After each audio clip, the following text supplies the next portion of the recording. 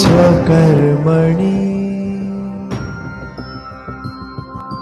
कर्मण्येवाधिकारस्ते मा फलेषु कदाचन मा कर्मफलहेतुर्भुः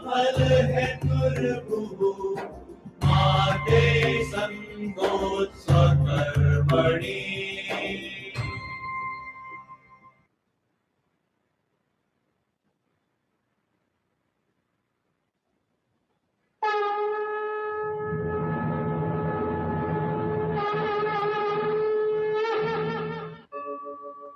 यदा यदा हि धर्मस्य ग्लानिर्भवति भारत अभ्युत्थानम् अधर्मस्य तदात्मानं सृजाम्यहम् परित्राणाय साधूनां विनाशाय च दुष्कृताम् धर्म संस्थापनार्थाय संभवामि युगे युगे।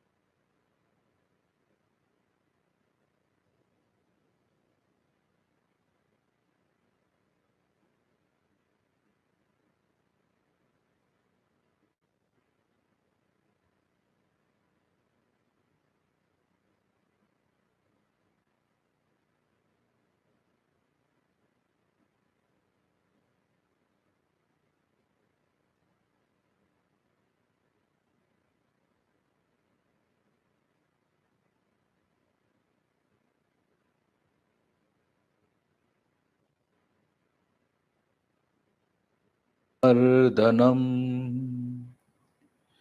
देवकी परमानन्दम् कृष्णं वन्दे जगद्गुरुम्। गुरुब्रह्मा गुरुविष्णु गुरुदेवो महेश्वर गुरु साक्षात् परब्रह्म तस्मै श्री गुरवे नमः।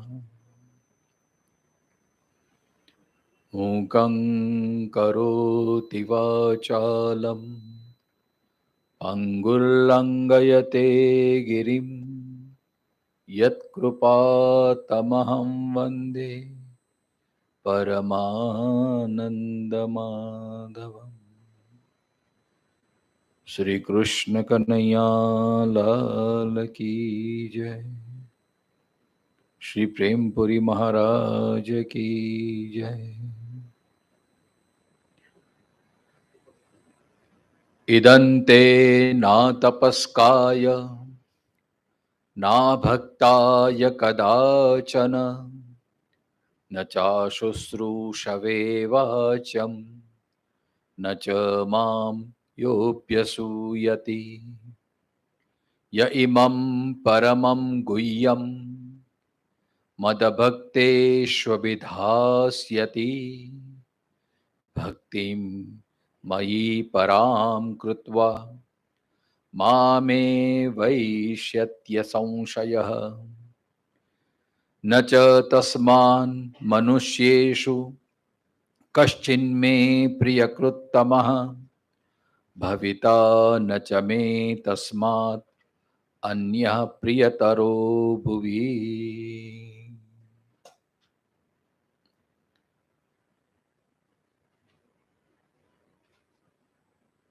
दया परिवार द्वारा आयोजित स्वामी श्री प्रेमपुरी आश्रम में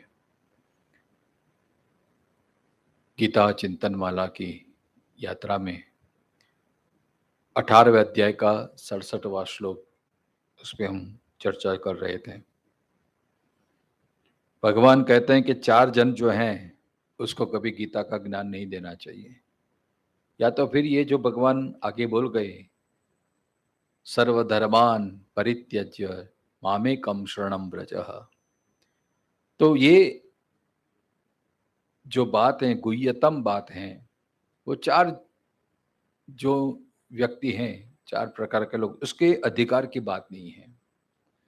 कौन प्रकार के 4 जो हैं, जो जिनके जिनमें तप नहीं है, अतपस्काय, अभक्ताय, और जिसको सुनने की इच्छा नहीं है, अशुश्रूषणवे, और जो अभ्यसूयति मतलब असूया जिसमें है, दोष दृष्टि है, वो सब गीता के अधिकारी नहीं है। भगवान कहते हैं उनको गीता नहीं कहनी चाहिए। क्यों नहीं कहनी चाहिए? क्योंकि जैसे बंदर के हाथ में हीरा आ जाए तो बंदर क्या जाने अदरक का स्वाद, हीरा का मूल्य नहीं समझ सकता। तो कहने वाले का भी समय व्यर्थ हो जाएगा, सुनने वाले का भी समय व्यर्थ हो जाएगा। मतलब जो इसका अधिकारी हो, और हर एक क्षेत्र में अधिकार तो पहला होना चाहिए। बिना अधिकारी का ज्ञान हमें प्राप्त नहीं होता, वो पछता नहीं है। इसलिए कम से कम इतनी क्वालिटी तो होनी चाहिए। हम मतलब भगवान हमें ये बताते हैं, कम से कम हमारे जीवन में तप होना चाहिए, भक्ति होनी चाहिए, सुनने की जिज्ञासा होनी चाहिए, मुमुक्षा। जैसे शंकराचार्य जी ने कहा कि जिनमें 3 वस्तु बहुत दुर्लभ हैं, मनुष्यत्व, मुमुक्षत्व और महापुरुष संश्रय। मनुष्य जीवन मिल गया, महापुरुष भी विद्यमान है, कितने अच्छे अच्छे विद्वान ये धरातल पर पड़े हैं। और प्रेमपुरी आश्रम में तो कहने का ही क्या, आप आओ तो कुछ ना कुछ आपको ज्ञान मिलेगा ही, लेकिन सबसे बड़ी बीच में जो केंद्र स्थान में है वो जिज्ञासा, मुमुक्षा, मतलब जानने की इच्छा। अब जानने की इच्छा ही ना हो तो प्रेमपुरी आश्रम भी क्या कर सकता है, महात्मा भी क्या कर सकते हैं। और मनुष्य जीवन ऐसा, मतलब पशु में और मनुष्य में क्या फर्क पड़ता है। तो मुमुक्षा सर्वश्रेष्ठ है। इसलिए शंकराचार्य ने तो अपनी टीका में ये कहा है कि अगर तपस्वी भी होगा, भक्त भी होगा, सेवा का भी भाव होगा, लेकिन सुनने की इच्छा नहीं होगी, तो उसको गीता नहीं कहनी चाहिए। मतलब शंकराचार्य जी ने अपनी टीका में 2 चीजों पे भार रखा है। एक तो ये सुनने की इच्छा, जिज्ञासा होनी चाहिए, और सेवा होनी चाहिए। सेवा भाव होगा और सुनने की इच्छा होगी तो ये गीता का ज्ञान आपको, आपके हृदय में, आपके जीवन में उतरेगा। वैसे भी देखा जाए तो गीता 3 जन ने सुनी कुरुक्षेत्र में। एक अर्जुन ने प्रत्यक्ष रूप में, संजय ने भी सुने हैं व्यास प्रसाद से, और संजय द्वारा धृतराष्ट्र में भी सुनी है। लेकिन देखो पात्रता, धृतराष्ट्र को भगवान के विचार के सुनने में कोई जिज्ञासा नहीं है। उसको तो बस मेरे मामा कहा पांडवाश्चैव किम कुर्वत संजय, मेरे लड़के क्या करे, अभी हमारी स्थिति क्या है, मेरे लड़कों की स्थिति क्या है, उसको इसमें इंटरेस्ट है। उसको गीता के, भगवान के इस प्रवचन में कोई इसको ये नहीं है। इसलिए ये ज्ञान समाप्ति के बाद उनको कुछ फर्क नहीं पड़ा, जैसा था वैसा ही रहा उसको, क्योंकि वो अधिकारी नहीं था। संजय को थोड़ा रोम हर्ष जाए तो उसको हर्ष हुआ, अद्भुत संवाद ऐसा हो रहा, क्योंकि वो तो कमेंटर था। उसे तो बस धृतराष्ट्र के आज्ञा के करके बस वो सुना रहा था, ये सब हो रहा है और सर पर है। लेकिन अर्जुन शरणागत था, ईश्वर पे प्रेम रखने वाला था, अनन्य भाव था उसका। महाभारत में हमें पता चलता है। हमें कह लगेगा कि उसमें भी दोष दृष्टि तो आ गई, उसमें संदेह तो उत्पन्न हो गया, लेकिन जो भी हो, एक तरफ भगवान कहते हैं देखो, अब श्रद्धा नहीं होगी, शरणागति नहीं होगी, भगवान पे अतुट श्रद्धा नहीं होगी, तो संशय बहुत हो सकते हैं इसमें। एक तरफ भगवान 18वें अध्याय में भगवान कह रहे हैं कि सर्वधर्मान परित्यज्य मामेकम शरणम व्रजः, और फिर बोलते हैं कि ये अत्यंत गुह्य ज्ञान जो अभक्त है, जो तपस्वी नहीं है, उसको नहीं कहना चाहिए। और एक तरफ भगवान कहते हैं 9वें अध्याय में शायद के अपिचेत सुदुराचारो भजते माम अनन्यभाग ससाधुरेव अंतप्य समात्मा सुदुर्लभ। दुराचारी से दुराचारी व्यक्ति बीच का है जैसा हो, लेकिन एक बार मेरी शरण में आ जाता है तो उसको साधु ही समझना चाहिए। और यहां शरणागति की बात कहते हैं और बाद में कहते हैं ये इसको अधिकार नहीं है, जो भक्ति नहीं है, जो तपस्वी नहीं है, जो ये नहीं है। तो ये विरोधाभास हो गया कि नहीं, संशय पैदा हो गया कि नहीं? हाँ, क्योंकि देखो, जो व्यक्ति बीमार है उसको पता है कि मुझे बीमारी लगी है तो उसकी दवा हो सकती है। अब जो व्यक्ति बीमार है लेकिन वो अपने आप को स्वस्थ ही समझता है तो उसकी दवा कैसे हो सकती है? जो डिप्रेशन में है, जो मनोरोगी है, लेकिन उसको पहले ये कबूलात करने के हाँ मेरे में कुछ दोष हैं। अर्जुन में है, लेकिन उसने ये दोष स्वीकार किया है। धर्म सम्मूढ़ चेत, प्रभु अभी मुझे मेरी मति मार गई है, मुझे सूझता नहीं है, मुझे क्या करना चाहिए। अर्जुन को पता है, उसके लिए उसने शरणागति स्वीकारी है।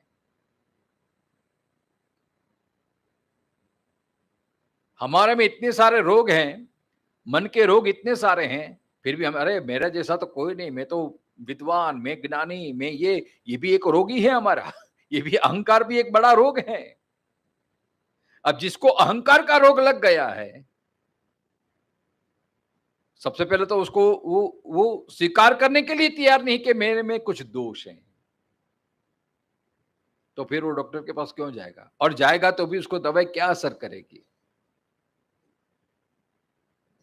मतलब ये सब जो देखो, ये अतपस्काय, अभक्ताय, अशुश्रुवे और अभ्यसूयति दोष दर्शन, इसमें मूल केंद्र में आप देखेंगे तो अहंकार होता है। जिसमें ज्यादा अहंकार होता है वो कभी मेहनत नहीं कर सकता, तप नहीं कर सकता। जिसमें ज्यादा अहंकार है वो कभी झुक नहीं सकता, वो समर्पित नहीं हो सकता। जैसे कहें झुकेगा नहीं, झुकेगा नहीं। अरे झुकना नहीं है तो उसमें हमारा ही दोष है, टूट जाएंगे इससे। अहंकार है तो अरे तू मुझे सुनाने वाला कौन है? आजकल बड़े हाँ ज्ञान देने लगा, मुझे ज्ञान देने लगा। अहंकारी व्यक्ति कभी ज्ञान स्वीकार नहीं करता, क्योंकि अपने आप को ही सर्वश्रेष्ठ मानता है। अहंकार क्या आता है? एक आवरण पैदा करता है, बस मैं ही श्रेष्ठ हूं, मैं ही सबसे श्रेष्ठ हूं, मुझ में ही सब कुछ भरा है। जैसे नरसिंह मेहता ने कहा ना अपने पद में, हूं करूं ए जगनानता शकट नो भारजे में श्वानता ने। उसको ऐसा ही लगता है कि सब मेरे से ही हो रहा है सब। तो ये मिथ्या अहंकार है। जो जैसे दुर्योधन का भी मिथ्या अहंकार है। अर्जुन और दुर्योधन की आप देखो इनका कैरेक्टर। दुर्योधन कह रहा है मदर्थी त्यक्त जीविता, मेरे लिए सब लोग मरने के लिए तैयार है। और एक तरफ अर्जुन कह रहे हैं कि ये मैं क्या करूं, मेरे कारण ये सब का विनाश हो जाएगा। और जिसके वो लोग कल्याण की भावना रखता है अर्जुन अपने हृदय में, और दुर्योधन सिर्फ स्वार्थ है उनको, चाहे लोग मरे या मरे, मुझे फायदा होना चाहिए, राज्य मुझे मिलना चाहिए। तो ऐसे ही लोगों को भगवान गए थे ना, भगवान ऐसा भी नहीं, अर्जुन से पहले दुर्योधन के पास गए थे समझाने के लिए, विष्टि करने के लिए, लेकिन दुर्योधन को इसका कुछ असर पड़ा। दुर्योधन तो बोलता है कि सुई की नोक जैसा भी तुम्हें नहीं दूंगा। ऐसा क्या फायदा हुआ? भगवान गए तो पता था भगवान को कुछ होने वाला नहीं है। साक्षात भगवान आए फिर भी, क्योंकि अहंकार था उसका। इसलिए गीता अपने आप में एक अमूल्य है, दुर्लभ है। अगर जिसको अपना विकास करना है तो गीता माँ के शरण में आएगा, लेकिन ये होना चाहिए कि मुझे पाना है, जिज्ञासा होनी चाहिए, तो ही ज्ञान पचेगा। नहीं तो फिर चाहे कितना भी सुन लो, आप आएंगे लेकिन या तो ऊपर से जाएगा, या तो नींद आ जाएगी, या तो फिर संशय करेंगे। एक होता है अपनी ज्ञान की वृद्धि के लिए गीता श्रवण करता है, और अहंकारी व्यक्ति उसमें से दोष क्या कुछ ऐसा निकालो जिससे उसको मुद्दा बना लो। फिर आज कई लोग ऐसे अपने आप को विद्वान मानने वाले चर्चा करते हैं, उसमें संशय उत्पन्न करते हैं। सनातन धर्म पे मतलब कैसे हम उसको नाश करें, कैसे उसमें कुछ कुछ ऐसे भूल निकाले और उस पर चर्चा करें, इसमें ये दोष है, इसमें ये दोष है, मनुस्मृति में ये लिखा है, धर्म सिंधु में ये लिखा है, ये मानवता का अपमान है, ये नारी का अपमान है। जैसे रामचरितमानस का दोहा, ढोल पशार ढोल गवार पशु नर नारी सब ताड़न के अधिकारी, बीच में कैसे ऐसा प्रवाह चला था, अरे ये सब स्त्रियों का अपमान है, इसमें तो ये है, जला देना चाहिए, ये सनातन धर्म, ये सब क्या है? अहंकार का लक्षण है। अब गीता का श्रवण किस हेतु से करना चाहते हैं? एक होता है कुछ पाने के लिए, और एक होता है कुछ मतलब परीक्षक वृत्ति से। श्रोता का भी कई प्रकार होता है ना, कोई परीक्षा करने के लिए आता है, कोई निरीक्षक बनते आता है, और कोई समीक्षक बन के आता है, कोई समीक्षा करने के लिए, ये अच्छा था, इससे अच्छा था, वो अच्छा था, ये अच्छा था। मतलब उसका श्रवण का हेतु ज्ञान प्राप्ति नहीं है, बस देखना है। इसके लिए भगवान ने कहा कि इसके ये नहीं करना चाहिए, चार व्यक्ति को नहीं चाहिए। तो तप के बारे में हमने देखा था। कल दो चीज और मुझे जानने को मिली कि हम तो 17वां अध्याय का तप की व्याख्या थी, भगवान ने की थी कि जो शरीर से, मन से, वाणी से जो तप नहीं कर सकता, मतलब अपनी ये, अ, सेवा का भाव जिसमें नहीं है, वो इसका अधिकारी नहीं है। दूसरी तप की व्याख्या कल मैंने पढ़ी कि स्वधर्माचरणम तपः, जो अपने स्वधर्म को बराबर आचरण नहीं करता है, मतलब वर्णाश्रम में ब्राह्मण है तो ब्राह्मण की तरह रहना चाहिए, क्षत्रिय तो क्षत्रिय की तरह रहना चाहिए, वैश्य तो वैश्य की, वो धर्म अपना धर्म, जैसे भगवान ने कहा ना, स्वधर्मम निधने श्रेय, जो अपने धर्म का अनुसरण करता है तो उसका श्रेय होता है, वो भी तप है। और दूसरी विलक्षण व्याख्या के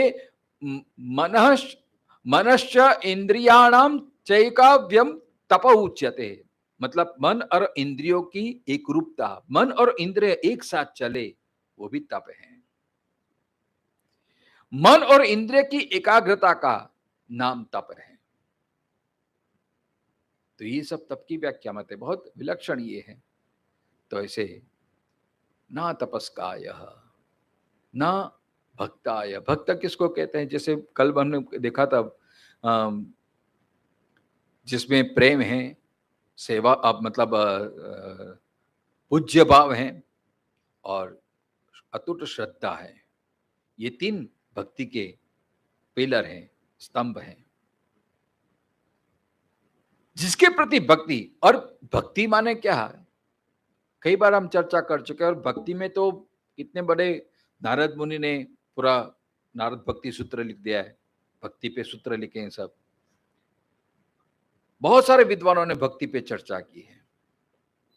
भक्ति का अर्थ श्री नारद मुनि ऐसे करते हैं कि अस्मिन् स परम प्रेम रूपा, जो परम प्रेम है वही भक्ति है।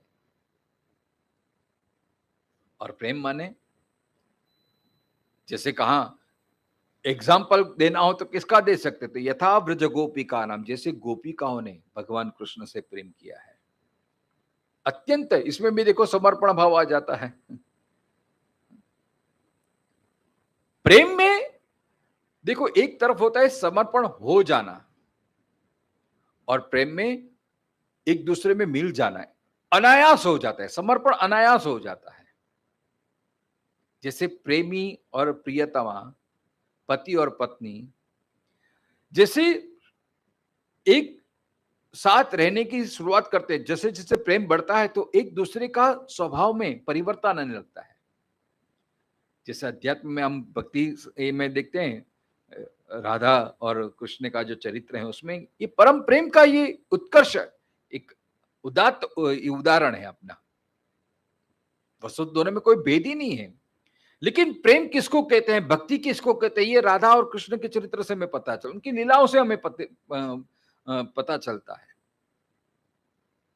प्रेम माने पूर्ण समर्पण, प्रेम माने जिसमें कोई भी आश न हो। देखो हमारी गड़बड़ कहां होती है, हम भगवान को क्यों पूछते हैं, हम बोलते हैं भगवान हमारे प्रेमी हैं, हम भगवान से प्रेम करते हैं, लेकिन वास्तव में प्रेम करते हैं? प्रेम में तो कोई स्वार्थ होना नहीं चाहिए। प्रेम का कारण क्या है? अगर कुछ कारण भी है तो भी वो प्रेम शुद्ध नहीं माना जाता है। शुद्ध प्रेम की व्याख्या बहुत विलक्षण है। शुद्ध प्रेम इसको कहते हैं कि जिसमें कोई प्रयोजन नहीं है। संत पूछते हैं, गोपिया आप कृष्ण को इतना प्रेम क्यों करती हो? गोपी के पास कुछ रीजन नहीं है। कृष्ण ऐसे अच्छे लगते हैं, बहुत सुंदर सावरे सलोने हैं, बहुत नटखट हैं, हमें चिढ़ाते रहते हैं, हमारी मटकी फोड़ देते हैं, हमें अच्छा लगता है, इसलिए हम कृष्ण को प्रेम करते हैं। तो ये तो एक प्रेम का आलंबन हो गया। जहां कुछ आलंबन है तो वो प्रेम नहीं है, वो प्रेमाभास है। जैसे आलंबन दूर हो जाता है तो प्रेम भी फिर दूर हो जाता है।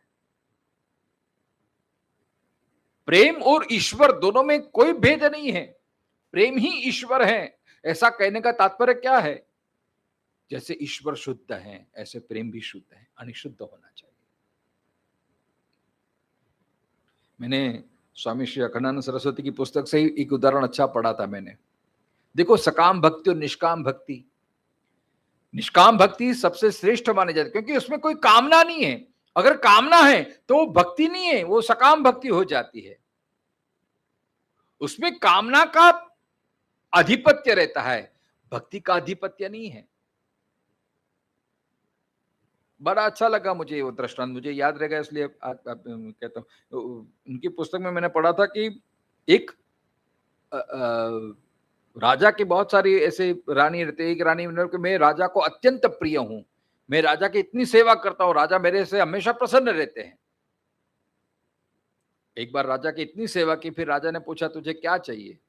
तो बोले कि मेरे यार को आप जेल से मुक्त करा दो। मतलब राजा की सेवा, राजा से सेवा करती है, लेकिन उनका आशय क्या है? मेरे यार की मुक्ति करा दे, मेरा जो मित्र है उसने आपने कैद कर रखा है। तो ये प्रेम एक आडंबर, प्रेम एक गौण हो गया। उसका यार था, उसे मुक्त कराना, उसके लिए एक सब कर रही थी। तो ये शुद्ध प्रेम नहीं है। हम कहते हैं प्रेम, मैंने इतनी सेवा की राजा की, मैंने इतना किया, लेकिन आशय क्या है? मेरा जो मित्र है, मेरा जो यार है, वो जेल से मुक्त हो जाए। तो ये शुद्ध प्रेम नहीं है, ये शुद्ध शरणागति नहीं है। शुद्ध प्रेम तो कुछ चाहे, जैसे महाभारत में भी अब जब ये चूज करने की बारी आई, आपने सुना होगा भगवान आराम कर रहे थे और दुर्योधन आके पहले आ गया और देखा भगवान सो रहे हैं तो सिर के पास जाके बैठ गया। बाद में अर्जुन आया। अब जैसे भगवान की नींद खुली तो सबसे पहले और अर्जुन नीचे बैठा था उनके चरणों के पास, तो स्वाभाविक की दृष्टि पहले अर्जुन पे ही गई। तो पूछा अर्जुन क्यों आया है, तुझे क्या चाहिए? अब दुर्योधन ने तुरंत, भगवान पहले मैं आया हूं, आपको मुझे पहले पूछना चाहिए। भगवान ने कहा कि भाई दृष्टि मेरी अर्जुन पे पड़ी है पहली, तो मैं अर्जुन से ही बोलूंगा कि तुझे क्या चाहिए से। और स्वाभाविक अर्जुन के प्रति थोड़ा स्नेह भी था। तो अर्जुन ने कहा भगवान मुझे कुछ नहीं चाहिए, बस आप मेरे साथ रहिए। भगवान ने कहा देख भाई मैं रहूंगा लेकिन मैं शस्त्र नहीं रखूंगा, कुछ नहीं रखूंगा। तो कह कोई बात नहीं, बस आप मेरे साथ रहिए। तब दुर्योधन बड़ा खुश हो गया, चलो ये तो बहुत अच्छा हो गया, मुझे मांगना भी नहीं पड़ा और सारी वो मेरी बात आ गई। दुर्योधन को बोला तुझे क्या चाहिए? तो बस आपकी सेना दे दीजिए मुझे। और दुर्योधन तो बड़ा खुश हो गया कि भगवान तो अभी क्या कर सकते हैं, उसके पास शस्त्र भी नहीं है, कुछ नहीं है, और सारी यादव स्थली मेरे सामने आ गई तो मेरा सैन्य बढ़ गया, मेरा बल बढ़ गया। वो तो खुश हो गया। लेकिन कृष्ण को अर्जुन के प्रति पूर्ण श्रद्धा थी, पूर्ण प्रेम था। इसके लिए बस प्रभु आप ही चाहिए मुझे, और कुछ नहीं चाहिए। नहीं तो अर्जुन भी मांग सकता ना, भगवान मुझे बस आशीर्वाद दो, मैं विजयी हो जाऊं, आप मुझे रक्षा करना, आप मुझे संभाल लेना, ये बोल सकता था, लेकिन अर्जुन ने ऐसा कुछ बोला ही नहीं है, क्योंकि प्रेम है, अटूट विश्वास है, हमारा ठाकुर जी मेरे साथ है, फिर मुझे क्या चिंता। जैसे दयाराज ने कहा ना कि जीव तू सिद्ध ने चिंता करे, कृष्ण ने करऊ होय ते करे। जो जहां प्रेम होता है, जहां समर्पण भाव होता है, वहां कोई चिंता नहीं रहती है। जैसे बच्चे को कोई चिंता नहीं रहती, मेरी माँ बैठी है, मुझे क्या चिंता, माँ को चिंता रहती है। इसलिए भक्ति संप्रदाय बहुत श्रेष्ठ माना गया है, क्योंकि वो प्रेम का एक विषय है। जब भक्त जीव भगवान को शरणागत हो जाता है, भगवान खुद कहते हैं 9वें अध्याय में, कहा यहां भी कह रहे हैं, जो वाकई में ईश्वर से प्रेम करता है तो भगवान उसको भी इतना प्रेम करते हो अपना बना लेते हैं। फिर क्या होता है कि भक्त की कठिनाई को वो अपनी कठिनाई मान लेते हैं, भक्त के कष्ट को वो अपना कष्ट मान लेते हैं। गोपिका की ऐसा नहीं कि गोपी को ही दुख हो रहा है विरह का, भगवान भी रो रहे हैं मथुरा में बैठे बैठे, उनको भी पीड़ा हो रही है। गीता में कहा कि जो जिस तरह से मुझे भजेगा उस तरह से मैं उसको फल दूंगा, मतलब उसको उसी तरह से उसके सामने प्रकट हो जाऊंगा। यादृशी भावना त्यादृशी फलम। आप जैसा भाव ईश्वर के पास रखेंगे, ईश्वर ऐसे भाव से आपके सामने आ जाएगा। 10वें अध्याय में भागवत के इसका बहुत सुंदर प्रणाम है कि मल्ला नाम शनि नृणाम नरवर श्रीनाम सरो मूर्ति नाम। मतलब जिसका जैसा भाव था ऐसे ही ईश्वर भगवान देखने लगे। कंस के जो मल्ल लोग थे, कदावर लोग थे, उसको तो ऐसा लगा साक्षात यम आ गए। शनि मतलब बहुत भयंकर लगे भगवान उनको।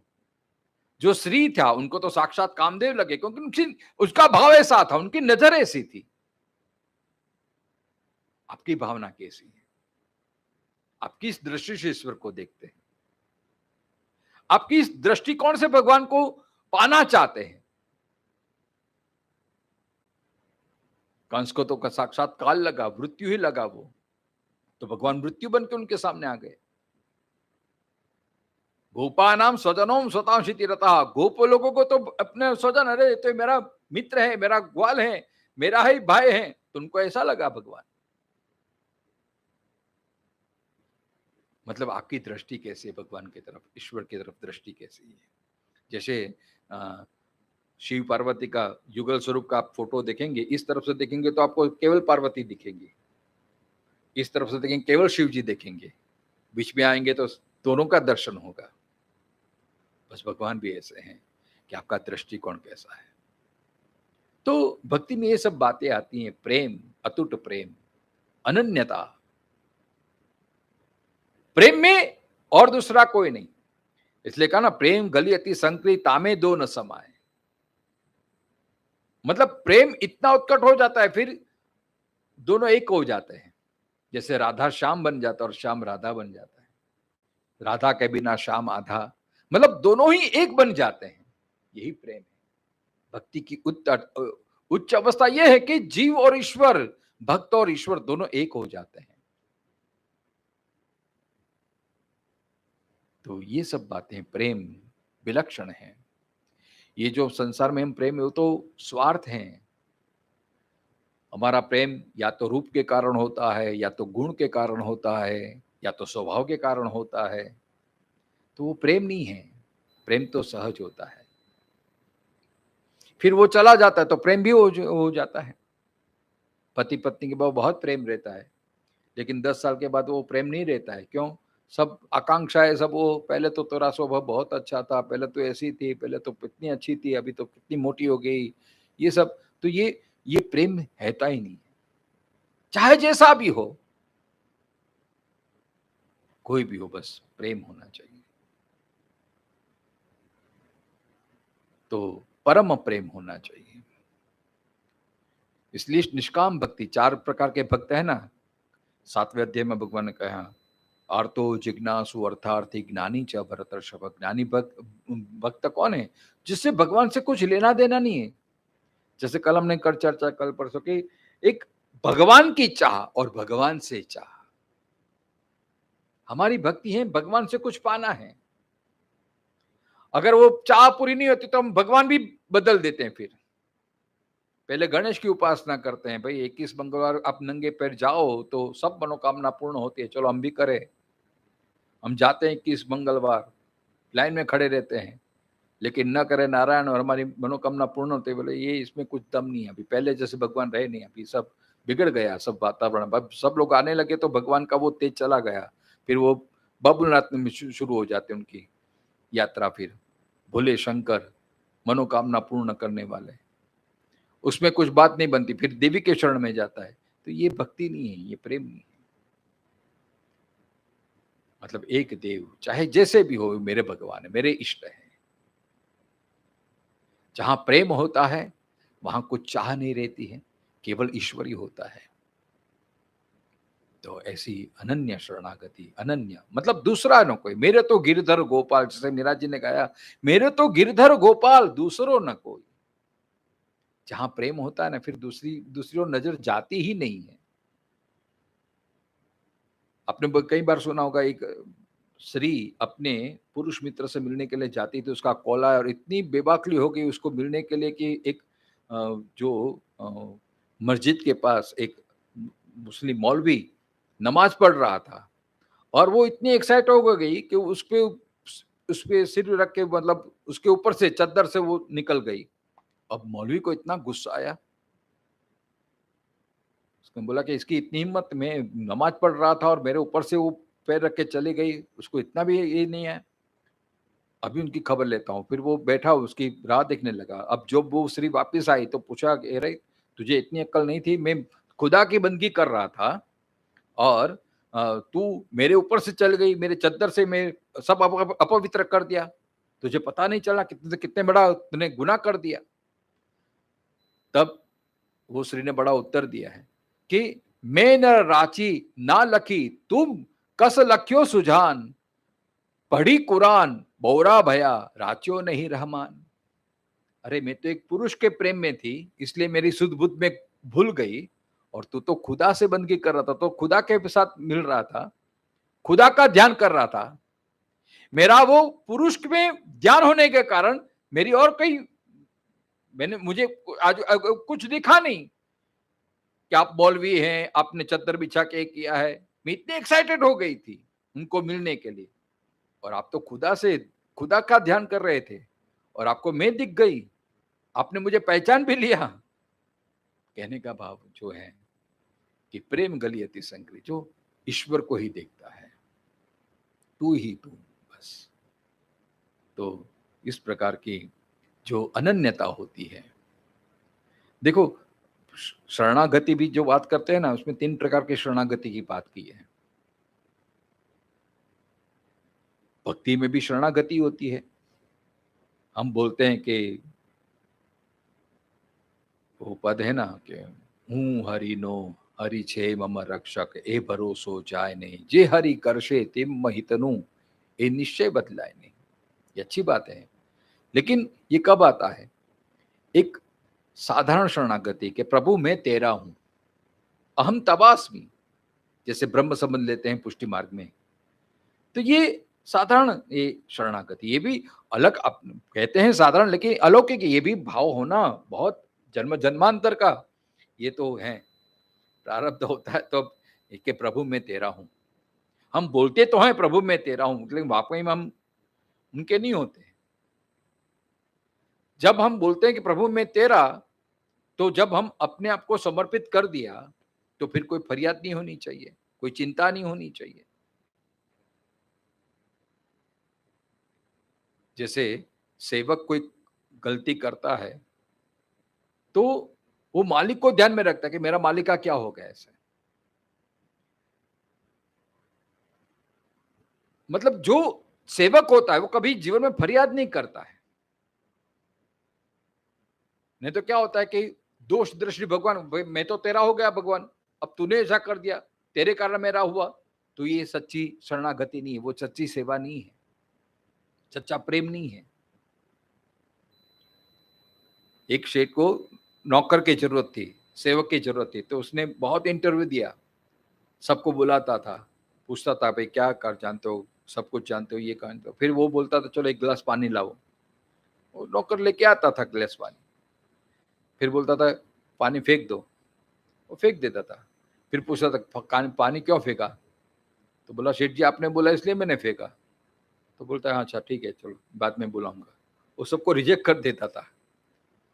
ऐसे एक इंटरव्यू में एक नौकर और आया, मतलब एक सेवक जिसको ये थी, उसने भी ऐसा ही किया व्यवहार। पानी मंगवाया, पानी लाया, फिर पानी फेंकवा दिया।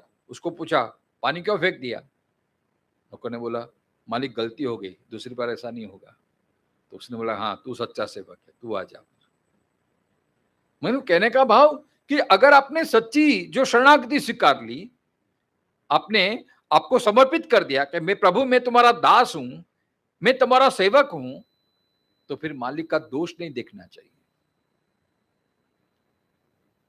इसके प्रति फरियाद नहीं होनी चाहिए।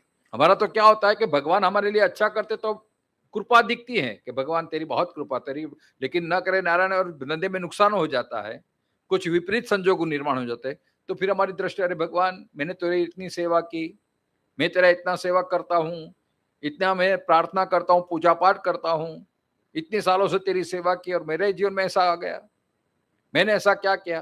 तो ये प्रेम नहीं है। प्रेम में अटूट विश्वास होना चाहिए। जो भी हो, चाहे अनुकूलता हो चाहे प्रतिकूलता हो, चाहे सुख आए चाहे दुख आए, बस मेरा ईश्वर है,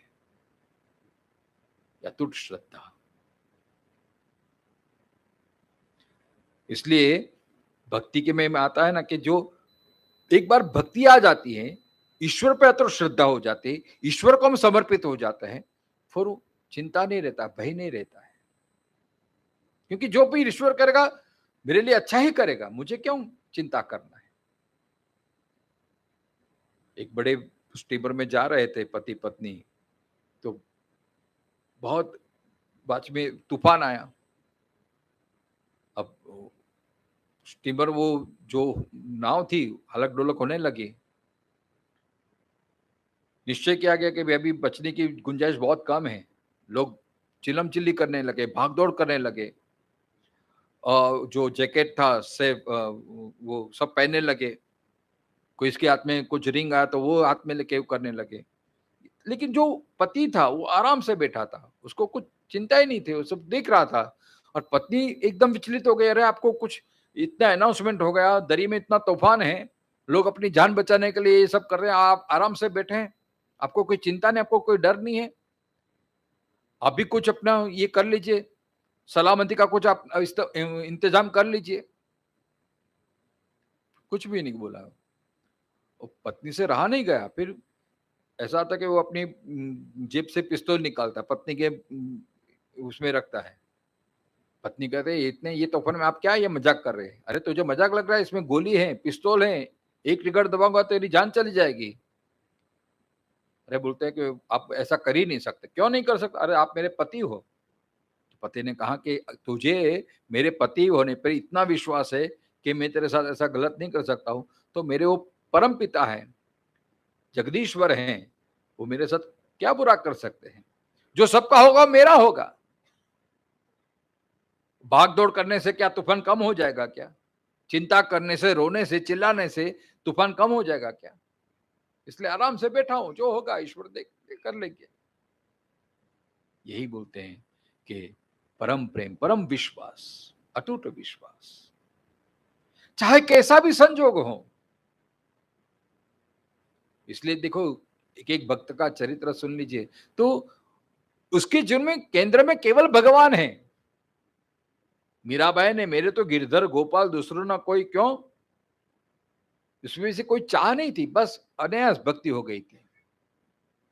मीरा ने कोई मांगा नहीं कि भगवान मुझे ये कर दे, वो कर दे, ये कर दे। और जहां बिल्कुल निष्कामता आ जाती है, तो फिर भगवान अपनी ओर से अपने आप को समर्पित कर देते हैं। जैसे दुर्योधन ने मांगा कि मुझे सेना चाहिए, ऐसे ही चाहिए, अर्जुन ने कुछ नहीं चाहा, बोला आप ही चाहिए, तो भगवान समर्पित हो गए। भागवत के दशम स्कंद में जो पुतनावत का जो लीला का ये दृष्टांत है, इसमें एक भाव बड़ा मधुर है कि भगवान जो पुतना अपने स्तन पर विष लगाकर आई है, भगवान को मारने के लिए आई है, लेकिन भगवान इतने करुणा वाले हैं कि जो पुतना विष लगा के आई थी, स्तनपान कराया तो उसको मुक्ति दे दी, तो भक्तों को क्या देंगे? तो भगवान कहते हैं मेरे भक्त तो ऐसे हैं कि उसको कुछ मुक्ति चाहिए ही नहीं है। जैसे माँ यशोदा, संतों को ऐसा संदेह हुआ कि जो पुतना विष लगा के आई और उसको मातृ की गति दी, मुक्ति दी, तो माँ यशोदा तो उनको मक्खन खिलाएगी, रोटी खिलाएगी, उसके लाड ललाएगी, तो माँ यशोदा को कौन सी गति प्राप्त होगी? भगवान कहा कि माँ यशोदा का तो इतना है कि मैं उसका ऋणी हो जाऊंगा। माँ यशोदा को तो कोई मुक्ति की भी चाह नहीं है, इसलिए भगवान अपने आप को ही समर्पित कर देते हैं। फिर इतने मतलब मधुर लीला करते हैं कि माँ यशोदा लकड़ी दिखाते तो वो बालकृष्ण डर जाते हैं, अरे माँ मुझे मारो मत, भागते हैं, यशोदा से डर के भागते रहे। ये मधुर लीला मतलब भक्ति की ये उच्च अवस्था है कि जहां प्रेम होता है, निष्काम प्रेम होता है, जहां पूर्ण श्रद्धा होती है, तो ईश्वर अपने आप को समर्पित कर देते हैं, ईश्वर उनके सेवक बन जाते हैं। भक्त तो कहता प्रभु मैं तुम्हारा दास हूं, लेकिन आप भक्ति के दृष्टिकोण में देखेंगे, आप एक एक चरित्र पढ़ेंगे तो भगवान उनके दास बन जाते हैं, भक्तों के दास बन जाते हैं। जैसे 9 स्कंद में अमरीश राजा का चरित्र में सुना था, भगवान कहते हैं कि अहम भक्त पराधीन हो, मैं भक्तों के अधीन हो गया हूं। पूरा जगत भगवान के वश में होता है, और भगवान किसके वश में होता है? भक्तों के वश में हो जाता है। हाँ, अच्छा, हाँ हाँ हाँ हाँ, गजेंद्र मोक्ष, हाँ गजेंद्र मोक्ष में बराबर है। तो ये भी शरणागति है। देखो 3 प्रकार की शरणागति है प्रेम में, मतलब शरणागति कहां होती है? जहां प्रेम होता है वहां भी समर्पित भाव होता है ना। समर्पण भाव कहां पे आता है? जहां अत्यंत प्रेम होता है। अब 3 प्रकार के शरणागति की यहां बात की है। एक तस्य वाहम, मतलब प्रभु का मैं हूं, मतलब मैं प्रभु का हूं। जैसे शंकराचार्य ने षटपदी में कहा है ना कि सत्यपि भेदापगमे नाथ तवाहम नमाम कीनस्त्वं सामुद्रो हि तरंग कचन समुद्रो न तारंग। जैसे समुद्र से तरंगे उत्पन्न होती हैं, लेकिन तरंग से समुद्र उत्पन्न नहीं होता है, मतलब समुद्र के तरंग हैं। ऐसे प्रभु मैं तुम्हारा हूं, तुम मेरे हो कि मुझे पता नहीं, पर मैं तुम्हारा हूं, तुमसे मैं हूं, ये इसको बोलते हैं तस्य वाहम, मैं प्रभु का हूं। ये इसमें गजेंद्र की बात आ सकती है कि गजेंद्र ने पहले अपना पुरुषार्थ किया, अपने बल पे मदार रखा, लेकिन जैसे जैसे उसका बल क्षीण हो गया, फिर वो शरण गया, प्रभु अहम तवास्मि, अब मुझे आके बचा लो प्रभु, अब मेरा कोई आश्रय नहीं। हाँ हाँ हाँ, बराबर है। हाँ बराबर है, लेकिन भक्त का पांव पड़ गया, बराबर है। तो आगे पहले भगवान ने मगर का उद्धार किया, क्यों? क्योंकि गजेंद्र भक्त था, भले वो साधारण प्रकार की शरणागति थी, लेकिन भक्त तो था ना। भगवान कहते कि मेरे दास के जो दास होंगे उसको मैं पहला सेवा करूंगी। माँ किसी में ज्यादा प्रसन्न होती है? जो अपने बच्चों का ख्याल रखते हैं, जो अपने बच्चों को अच्छी तरह रखते, तो माँ उसमें बहुत प्रसन्न रहती है। ऐसे भगवान भी अपने भक्तों का ख्याल रखते तो भगवान और प्रसन्न हो जाते हैं। इसलिए आगे के श्लोक में तो भगवान खुद कहते हैं कि अयमम परमम गुह्यम मद्भक्तेषु विधासति, मेरे भक्तों को तू ये कहेगा तो मुझे बहुत, ये मेरी पूजा मानी जाएगी। तो ये बात बिल्कुल सही है प्रकाश भाई की, कि ये तो भक्ति की विलक्षणता है। पुकारा गजेंद्र ने, लेकिन पहला उद्धार किया मगर का। तो गजेंद्र ने ये शरणागति स्वीकार की, प्रभु आप आइए। तो और द्रौपदी की भी बात देखो, द्रौपदी ने भी जब शरणागति की कृष्ण को पुकारा तो भगवान दौड़े चले आए, प्रभु अब तू ही मेरा सहारा है और कोई सहारा नहीं है। तो ये तत्स्यावहम मतलब सामान्य शरणागति का आता है। मध्यम शरणागति का है ममई वासो हो, जैसे भगवान कहते हैं वो मेरा है। ये मध्यम प्रकार के शरण भगवान भी स्वीकार करते हैं। ते मारोच मतलब वो मेरा है, जैसे सूरदास, जैसे अमरीश राजा, तो भगवान ने स्वीकार किया कि ये मेरा भक्त है। जैसे एकादश स्कंद 11वें श्लोक के अंतिम श्लोक में भगवान कहते हैं ना कि जिसमें ये क्वालिटी होती है, मत कर्म कृन मत परम मत भक्त संग वर्जिता निर्वैर सर्वभूतेषु यह समामेति, ये मेरा भक्त है, मेरा भक्त ऐसा होता है। सामान्य शरणागति है कि भक्त कहता प्रभु मैं तेरा हूं। मध्यम प्रकार के भगवान भी स्वीकार करते हैं कि हाँ तू मेरा है। और ऐसे ही भक्तों में तो भगवान उसका ख्याल रखते हैं। ऐसे भक्तों के लिए भगवान योगक्षेमम महाम्यहम, जैसे सूरदास जी है। सूरदास के जीवन में कुछ भी घटने आते तो भगवान कितने पल पल में उसकी रक्षा करते हैं। सिर्फ सूरदास ही नहीं, आप नरसिंह मेहता का चरित्र देख लीजिए, क्योंकि भगवान ने उसका स्वीकार किया है। भगवान ने खुद वचन दिया है गीता में, अनन्याश्चिन्तयन्तो माम ये जना पर्युपासते। तो जो अनन्य होके भगवान का भजन करता है, अनन्य भाव हो जाता है, तो भगवान भी उसको स्वीकार करते हैं। फिर तो उसमें फिर भगवान खुद उसकी रक्षा का जिम्मेदारी ले लेते हैं। जैसे बलि राजा भगवान खुद गए हैं, 2 पैर में तो सारी सृष्टि सारा ब्रह्मांड माप लिया, अब बोला कि तीसरा पैर कहां रखो, तो भगवान कहे शीष्णोमी मेरे सिर पे आप रख दीजिए। ये शरणागत, तो भगवान उनके दास हो गए, फिर उनके द्वारपाल बन गए। फिर भगवान ने ये देखा नहीं ये तो असुर हैं, लेकिन भगवान सब असुरों को मारा है लेकिन बलि को नहीं मारा। क्यों? क्योंकि प्रहलाद को वचन दिया था कि तेरे कुल में जो भी होगा उसकी मैं रक्षा करूंगा। इधर भी ये बात आता है दासानु, जैसे वृत्रासुर ने कहा दासादु दासो भवितास में भूय, प्रभु मैं आपका दास ना बन सकूं तो आपके जो दास है उनका भी दास में बन जाऊं, आपके दास के दास के दास में बन जाऊं। चाहे आप मां से संपर्क करो या उनके बच्चे से, उनके परिवार से बात एक ही है, लेकिन उसके बच्चों से संपर्क करेंगे तो मां और प्रसन्न हो जाती है और अधिक प्रसन्न हो जाती है। इसलिए हमारे भारतीय संतों की महिमा है कि भाई संतों की सेवा करना है, संतों भक्तों का ध्यान रखना है, भक्तों की सेवा करनी है। इसमें और सरलता हो जाती है भगवान के पाने के लिए। तो ये शॉर्टकट है, आप भक्त के द्वारा अनायास से आप उनको पा लेते हैं। तो ममैवासः, जैसे इसमें एक मधुसूदन सरस्वती ने बहुत अच्छी बात की, जैसे वो भक्त जैसे भगवान का ही भजन करता है, वो उनकी रति मति गति जो भगवान की ही तरफ होती है, तो भगवान उसका ध्यान रखते हैं।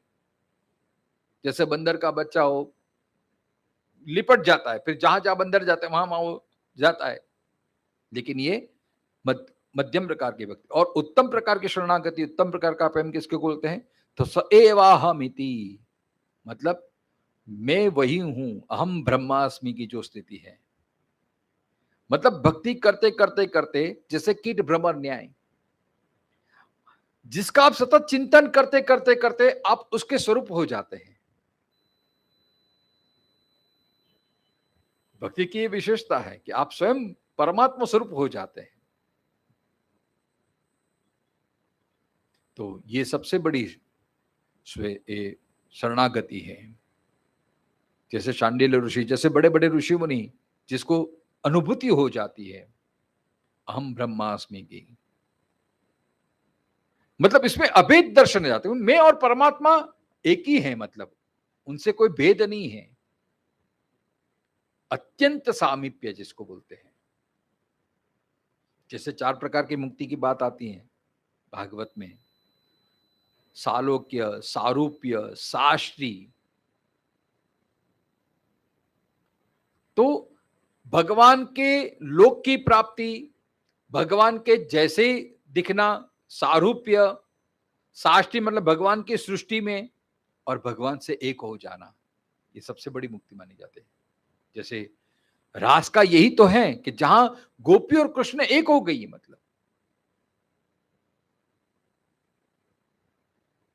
फिर केवल ईश्वर रह जाता है, फिर जहां अहम का भी विलय हो जाता है, फिर मैं की भी विस्मृति हो जाती है, और केवल तू ही तू, तू ही तू, तू ही तू। इसको ही बोलते हैं ब्रह्मानुभूति ही। ये भक्ति की उच्च अवस्था है कि जहां एक हो जाते हैं, जीव और शिव एक, ऐक्यता का भाव है। यही तो रास का रहस्य है भागवत में। देखो, जब तक गोपी की दृष्टि एक क्षण के लिए भी ईश्वर से हटके अपने पे गई कि वाह, खुद पे गई कि हम कितने भाग्यशाली हैं कि भगवान ने हमारा चयन किया, भगवान ने हमारा अंगीकार किया, तो तत्क्षण भगवान अदृश्य हो गए। जैसा ही एक के भाव में थोड़ी भी ये आई तो भगवान अदृश्य हो गए, अंतर्ध्यान हो गए।